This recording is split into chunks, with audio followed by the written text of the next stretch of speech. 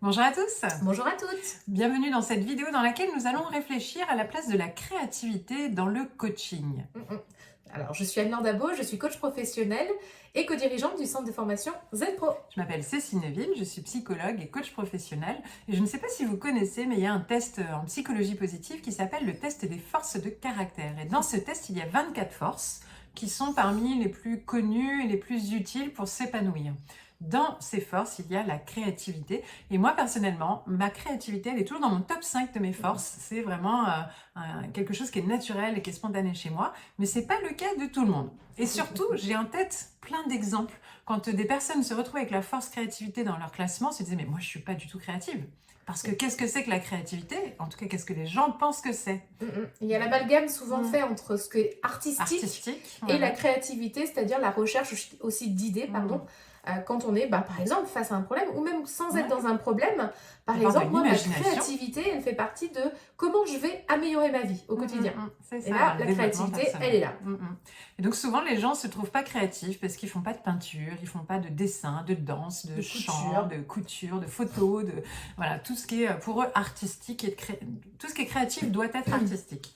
Alors qu'en fait, moi, personnellement, je ne suis absolument pas artistique. Je suis par contre très très créative, beaucoup d'imagination, de création. Créer, qu'est-ce que c'est? C'est créer quelque chose de nouveau, innovant. L'innovation, assembler des éléments, des idées et mettre quelque chose en immergence. Et c'est faire évoluer les choses avec de l'imagination. C'est trouver des solutions là où on a l'impression qu'il n'y en a pas. Donc quand tu parlais du dev perso, c'est quand on est bloqué, qu'est-ce que je vais pouvoir tester pour... sortir de cette situation, soit j'applique des choses à la lettre, soit j'innove et je me dis tiens, je vais tester ça, je vais expérimenter. Je suis créatif quand j'ose expérimenter des choses nouvelles. Donc nous, en tant que coach, déjà nous, on peut être créatifs avec nos outils et nos méthodes et on peut encourager les autres à développer leur créativité ou on peut utiliser la créativité au service du coaching. C'est même plus ça le sujet de cette vidéo, la place de la créativité dans le coaching. Alors, quelle est cette place par exemple? Par exemple, si la personne est face à une difficulté, c'est de l'amener à vraiment générer des idées différentes. On ne va pas se contenter d'une solution, on va les amener à développer une nouvelle compétence et une nouvelle façon de penser. C'est-à-dire qu'on va réfléchir et brainstormer et on va dire, bon alors, 10 solutions là, si on devait lister 10 solutions qui seraient pour faire face à cette difficulté et qui soient différentes. Et du coup, ça les amène à développer cette capacité de réfléchir à plein de choses et de ne pas se contenter non plus que d'une solution. Parce que qui dit une seule solution dit parfois ça marche ou ça marche pas. Et on peut utiliser des approches et des méthodes créatives pour ça, parce que ça peut être par exemple les faire se mettre dans la peau de quelqu'un d'autre, les faire imaginer si quelqu'un vous donnait ce conseil-là, qu'est-ce qu'il vous dirait, votre enfant intérieur, qu'est-ce qu'il vous dirait. C'est être créatif et oser accompagner les personnes dans ces questions d'une façon déjà en soi innovante pour leur faire émerger des idées innovantes grâce à des questions innovantes et des exercices innovants. Ensuite, c'est les aider à explorer la pensée innovante, une nouvelle façon de penser. Vous avez l'habitude de penser de telle façon, au boulot, ça se passe comme ça, quand un tel dit ça, il se passe ça.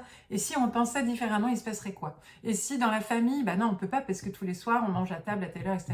Et si finalement, et si vous pensiez différemment et qu'il y avait une possibilité de réaménager ce temps-là, qu'est-ce qui se passerait? Et là, d'un coup, la personne, ah oui, j'avais jamais pensé. Moi, j'ai eu, j'ai un vrai exemple, il y a quelques jours, j'ai eu une personne, une diététicienne que j'ai accompagnée, qui me dit, en fait, j'en peux plus le soir, je suis débordée parce que j'ai des comptes rendus à faire de toutes mes séances et ça m'épuise et je veux pas me coucher donc j'ai pas fini le compte rendu parce que le lendemain, j'en aurai d'autres à faire. Et après, je vais être en retard. Et je dis, mais pourquoi vous faites un compte rendu? Elle me dit, non, il faut faire un compte rendu, etc. Ok. En fait, qu'est-ce que vous écrivez dans le compte rendu? Et elle me dit, j'écris la synthèse de ce qu'on a vu en séance. Je dis, est-ce qu'il ne serait pas possible pendant la séance de donner un support à la personne, par exemple, pour qu'elle puisse prendre des notes et elle-même faire le compte rendu de sa séance?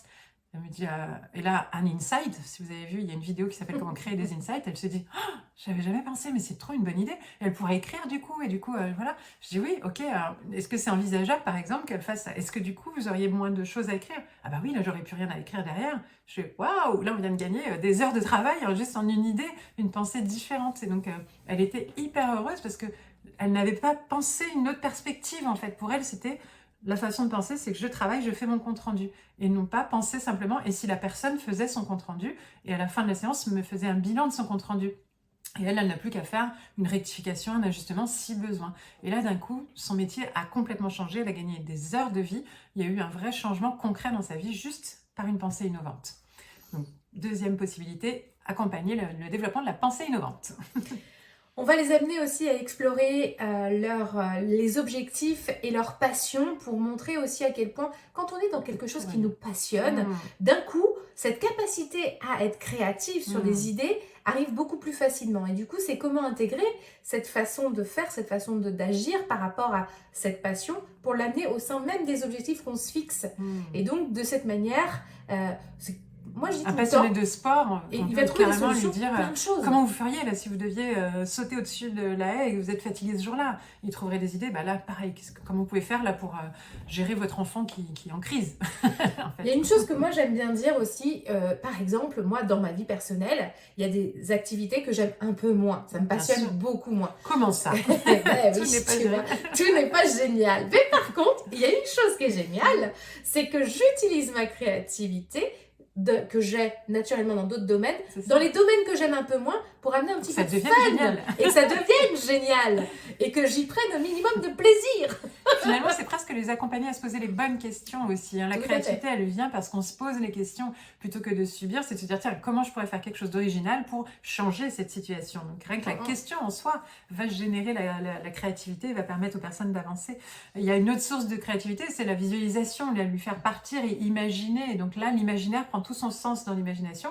La créativité vient beaucoup plus facilement. Donc, mettre les personnes dans un état élargi de conscience et les guider vers un imaginaire de tous les possibles, il n'y a plus de frein et d'un seul coup, la créativité, elle arrive, elle laisse place à plein d'idées qu'on n'aurait pas eues en dehors. Donc la visualisation peut être un très bon outil pour développer la créativité en séance aussi.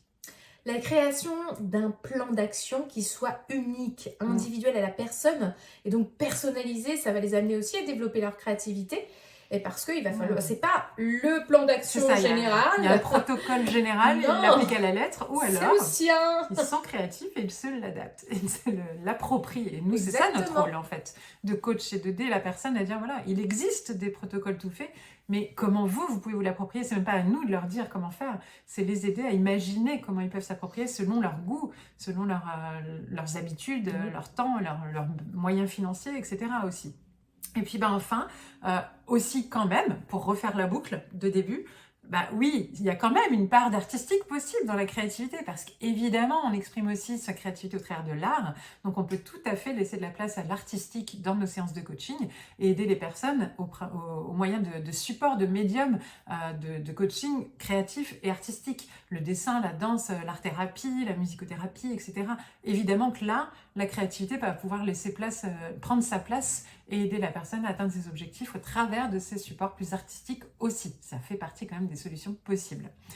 Voilà, on a vu déjà un bel échantillon, mais en fait, là encore, dans nos métiers de coach, quelque part, on est là pour aider les personnes à développer une créativité, un regard nouveau, des nouvelles idées, mais pas toujours. On peut aussi faire des choses simples. Surtout, ce qui est intéressant, c'est de se dire que la créativité peut se développer et qu'elle ne cesse de se développer d'ailleurs. En plus, et ça évolue avec le temps. C'est chouette.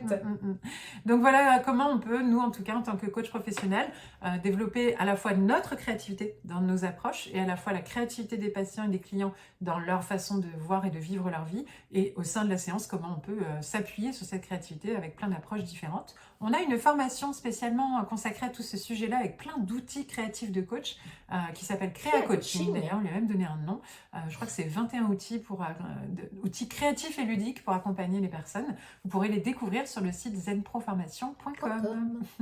Et n'hésitez pas à nous suivre, à vous abonner à la chaîne pour avoir toutes ces petites séries de vidéos. Tous les jours, il y en a une avec notre joie, notre bonne humeur. Et plein d'idées innovantes, créatives. À bientôt. À très bientôt. Et ZenPro, c'est bien plus que ça.